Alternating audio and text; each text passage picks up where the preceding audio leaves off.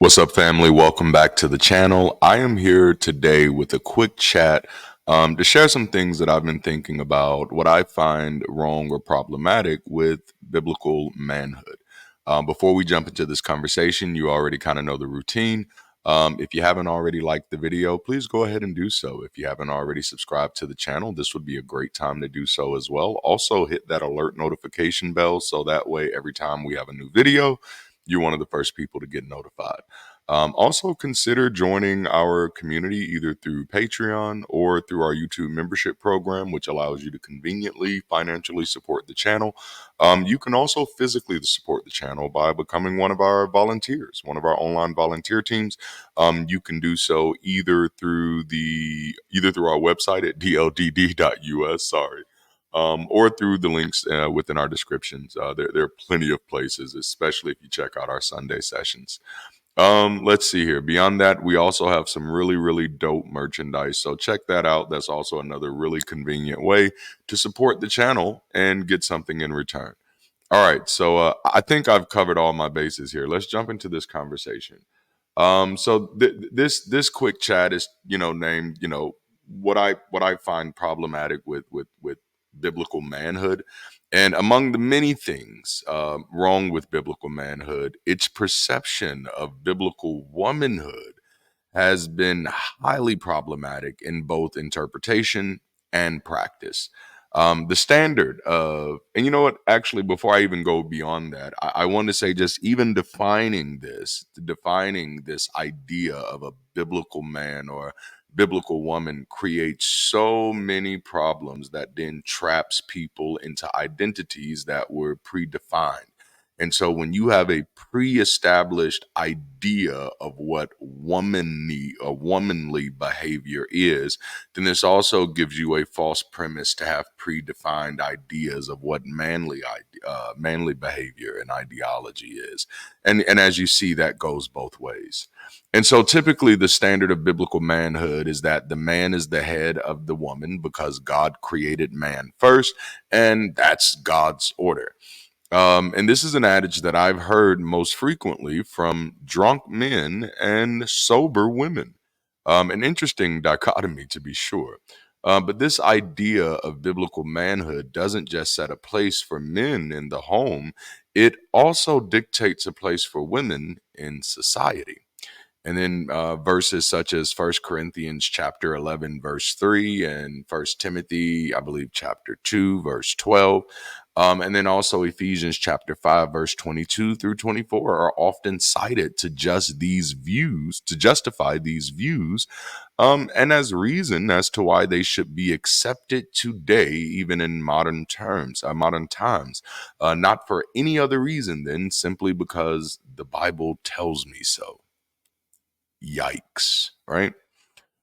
So just with this kind of thought in mind, I pulled together some notes of some still very commonly held beliefs about biblical womanhood that I grew up hearing my whole life that stem from this ideology. So the first common belief is one that we should all be familiar with, and that is that women must be submissive to their husbands. This belief affects women's autonomy and decision making in the household. Imagine bringing half or more of the revenue into an operation and having absolutely no say in the direction. This is essentially economic and social slavery on a level so privatized that the harm can hardly be traced without the willing participation and testimony of women who feel safe enough to share their stories. And I'd also like to highlight the number of studies showing the correlation between patriarchal beliefs and domestic violence. Because ultimately, submission is the language of dominance, not partnership. Another common belief is that women can't be leaders. The majority of the women in my life held strongly to this belief that women could not be leaders in the church, women could not be leaders in the world. This obviously creates barriers for women in leadership.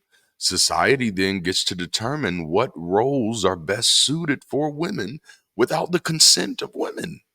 Isn't that convenient? Because of course those women must be submissive and learn from their husbands at home in silence. This is problematic for a lot of reasons. The exclusion of women from leadership in religion, business, and society has led to the neglect of the needs of women socially, medically, and economically. As a black man, that is a neglect that I can identify with. When there are not people who deal with your problems, face your issues, when there are no people at the table, then those issues or those problems are not spoken for. And this has happened, not just around the world, but even right here in this country. This is still happening. Another common belief was that women cannot teach men. This belief limits women's roles in education, religious instruction, overall, any position of authority. There are still denominations to this day that prohibit women from preaching or leading mixed gender Bible studies. Like this is a real concern. There was a big hoo-ha a few years ago about Beth Moore, who was a growing woman, preacher, I think in the Southern Baptist denomination. And when they found out she was leading mixed gender Bible studies, it was like, whoa, we're not supposed to be doing that, you know. And there are people who really, really hold tightly to these beliefs. These type of beliefs played a major role in many modern Americans' concern with even considering a woman for president a few years back. Yeah, right. Another common belief is that women are naturally over emotional and not logical. These stereotypes affects women's credibilities and participation in decision-making processes. In other words, you won't even a lot of times. Well, they're just being emotional, or they're not able to think logical, and this often leads to all types of leads to dismissal of valid and legitimate concerns and or outcry. Often with attached with disparaging remarks such as, "Oh, it must just be that time of the month," or "You know how women get," you know. There have been plenty of psychological studies debunking the myth that women are inherently more emotional than men. And I would encourage anyone who's interested in good faith to seek those out. They exist. Another common belief is that women are fragile and need the protection of men and the men folk in their life. And this belief can be both patronizing and restrictive, as insidious as it may seem, preventing women often from pursuing certain careers or even activities, encouraging them to be risk averse or more risk averse or to be socially dependent on their male counterparts. There are too many ways to describe the harmful ways that this ideology actually harms folk. Um, and as is the case with all beliefs, believing these things doesn't make them true, of course, but it does give people permission to blindly ignore the many contributions of women historically that don't align with their need to believe.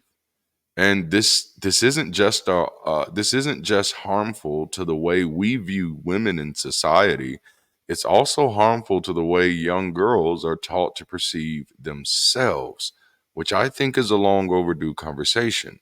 As I highlighted at the beginning of this video, the people that I've really heard pushing these type of ideologies were often drunk men, and by drunk men I mean either literally drunk or men who were so drunk off of the spirit of God that they thought these things were actually true. But the largest majority of people who were perpetrating these ideas were women. The Oy. Women in the church were teaching other women in the church how to be submissive and why they should be submissive and why they should not have a equal voice in their marriage, in their partnership, and why they should not seek positions of leadership, and how they should understand that they are not logical and that's why they have to trust men. These were women teaching other women this in churches. And I think again, that's a long overdue conversation. The absolute truth of the matter is, we have findings from history, sociology, psychology, and even gender studies that refute these stereotypes in full, which makes it a damn shame that we would be condemning our next generation of women to even have to wrestle with the foolishness of these ideologies. I know my daughters don't. So, but the absolutely sad thing is that these ideas are based on the superstitious belief that the story of Adam and Eve is both literal and true. People who believe that this story is both literal and true, this shapes their perceptions of predefined gender roles and responsibilities. Living in 2024, we can see how problematic that has been. But these people also share the superstitious belief that the punishment of Adam and Eve was justified. This belief perpetuates the idea that women are inherently culpable for humanity's downfall and current sinful condition. Yikes. And then there's also the belief that all women should pay for Eve's decision. This belief perpetuates systemic misogyny, gender inequality, and even a lack of funding for women's health. There are a plethora of historical instances where women were collectively punished or blamed for societal issues in conjunction, collaboration, if you will. These superstitious beliefs that all find their root in the Abrahamic faith's books of Genesis and further supported infamously by Paul and a little bit of Peter even. So yes, this is my problem with biblical manhood, is that it gives us this undeserved audacity to not only define womanhood, but to continue to enforce these outdated perceptions on a modern world. My wife is not my property, my pet, or my prize. She is my partner, and I would not be interested in any other arrangement. That is something that I can gratefully thank reason for. Thank you for hanging out with me. Those are my few thoughts. If you haven't already, make sure to like the video, subscribe to the channel, consider joining our growing community either on Patreon, YouTube membership, or through Discord. Also, consider volunteering for our community. Consider financially supporting. The links are in the description. And check out our merch. But other than that, until next time, keep rising, stay progressive, and stay beautiful. I'll holler at you later.